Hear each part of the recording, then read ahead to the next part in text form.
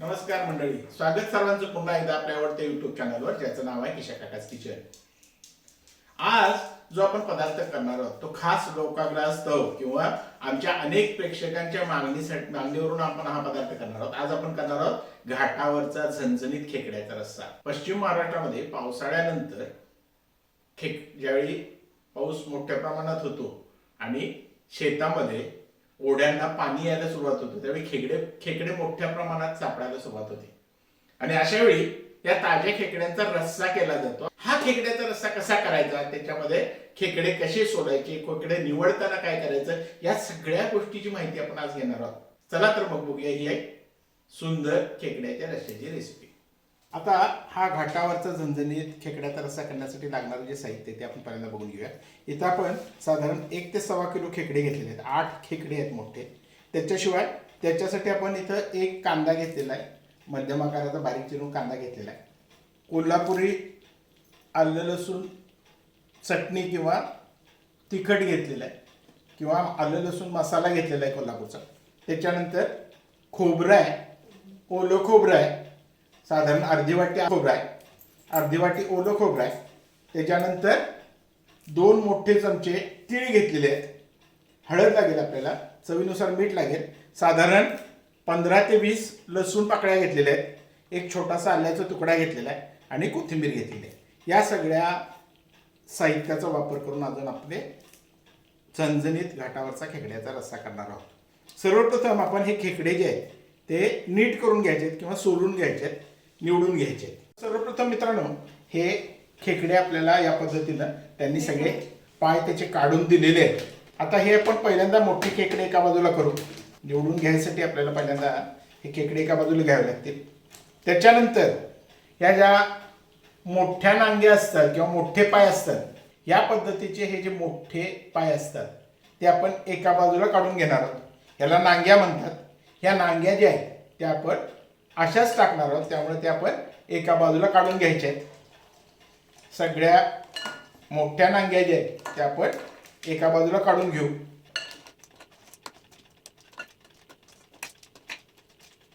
या पद्धतीचे जे छोटे पाय असतात आपले, ते आपण या छोट्या पायांना किंवा नांग्यांना आपण वाटून घेणार आहोत आणि त्याचं पाणी काढून ते आपण या रश्श्यासाठी वापरणार आहोत. ते आपण एका दुसऱ्या बाजूला घेऊ. आता हे खेकडे नीट करण्याची सगळ्यात महत्त्वाची स्टेप जी आहे, हा शेल जो आहे वरचा, तो आपल्याला बाजूला करून घ्यायचा आहे.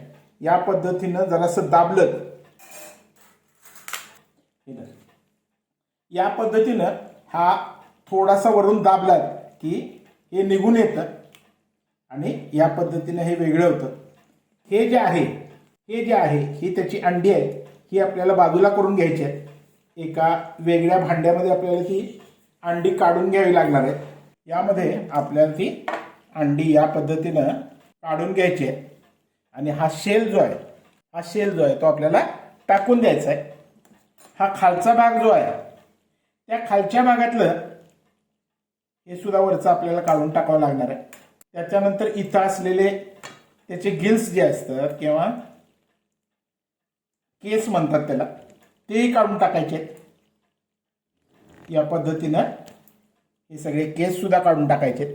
या पद्धतीनं त्याच्या पोटाकडं असणारं हे जे आहे हेही आपल्याला काढून घ्यायचं असतं. या पद्धतीनं काढून घ्या आणि आता खेकडा जो आहे आपला तो व्यवस्थित निवडून झालेला आहे. याचा आपण अर्धा करून हे खेकडे सगळे या पद्धतीनं साफ करून घेणार आहोत. आता हे बघा, या पद्धतीनं हे जे आहे हे ओपन करा, हे काढून टाकून द्या. या पद्धतीनं हे काढून घ्यायचं आहे. पायाच्या आतला शेलच्या आतमध्ये असलेले जे अंडी आहेत ते आपल्याला या पद्धतीनं काढून घ्यायचे आहेत. हे शेल बाजूला ठेवायचे आहेत. याच्यावरती असलेले केस किंवा आपण ज्याला गिल म्हणतात इंग्लिशमध्ये, ते काढून घ्यायचे आहेत.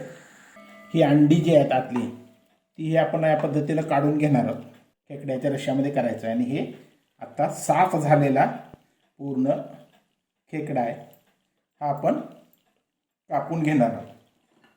या पद्धतीनं सगळे खेकडे आपण स्वच्छ करून घेऊ.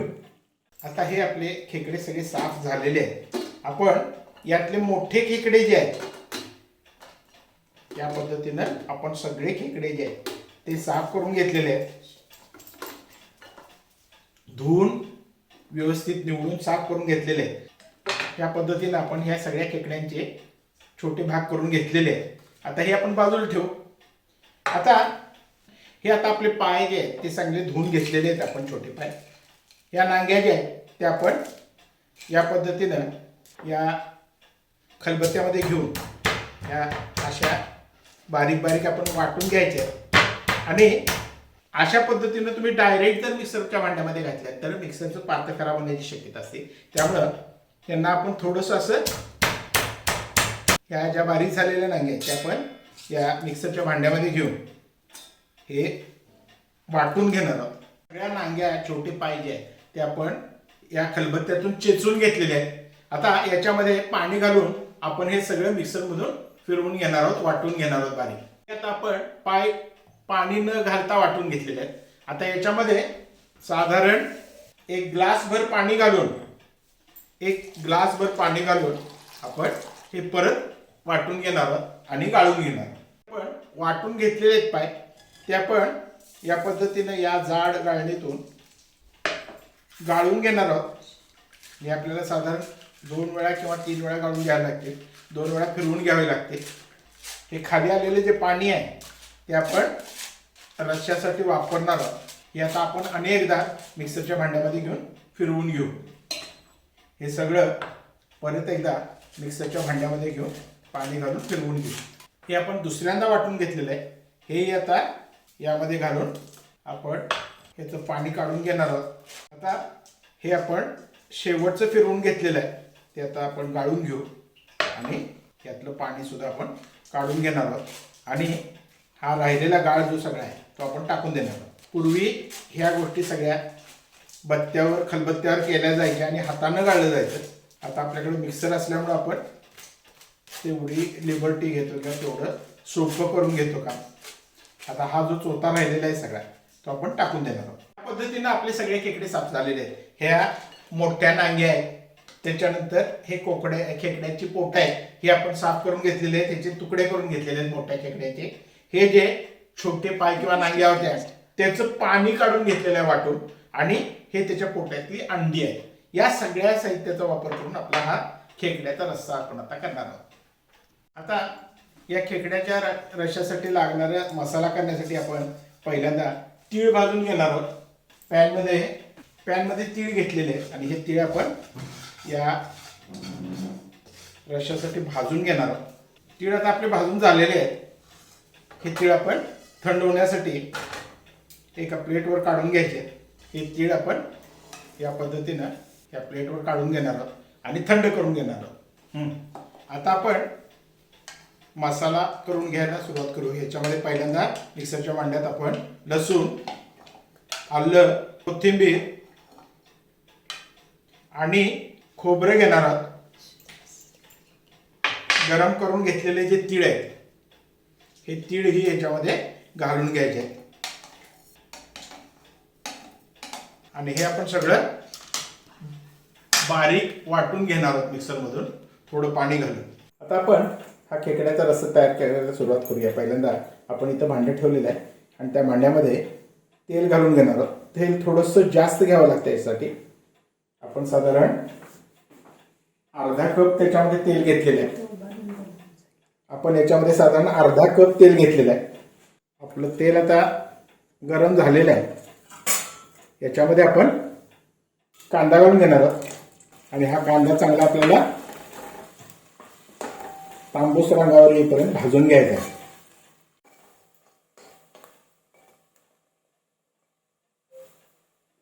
आता आपला कांदा जो आहे तो परतून झालेला आहे, तांबूस रंगापर्यंत परतलेला आहे. त्याच्यामध्ये आपण हळद घालायची आहे. त्याच्यानंतर कोल्हापूरची चटणी किंवा कांदा लसूण मसाला त्याच्यामध्ये घालायचा आहे. थोडा जास्त घाला म्हणजे झणझणीत रस्सा करत असल्यामुळे आपण खेकड्याचा घाटावरचा झणझणीत रस्सा आपण करत असल्यामुळे याच्यामध्ये कांदा लसूण मसाला थोडा जास्त घालायचा आहे. आता याच्यामध्ये आपण चवीनुसार मीठ घालून घेणार आहोत आणि याच्या बरोबरीनं हा जो आपण मसाला करून घेतला होता तो मसाला सगळा घालून घ्यायचा आहे आणि हा मसाला तेल सुटेपर्यंत याच्यामध्ये आपण चांगला भाजून घेणार आहोत. आता मित्रांनो हा आपला मसाला जो आहे तो व्यवस्थित भाजून झालेला आहे, तेल त्याला चांगलं सुटलेलं आहे. आता याच्यामध्ये आपण ही अंडी जी घेतली होती ती अंडी घालून घेणार आहोत. अंडी ह्याच्यामध्ये मिक्स करून घ्यायची आहेत व्यवस्थित. त्याच्यात आपण हे जे पाणी काढून घेतलं होतं ते पाणी घालणार आहोत.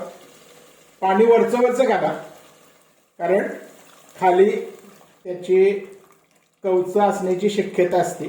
त्यामुळं वरचं पाणीच फक्त घाला आणि खालचा गाळ जो असेल तो थोडा बाजूला ठेवून द्या आणि हे सगळं जे आहे त्याला आपण एक चांगली उकळी आणायची आहे.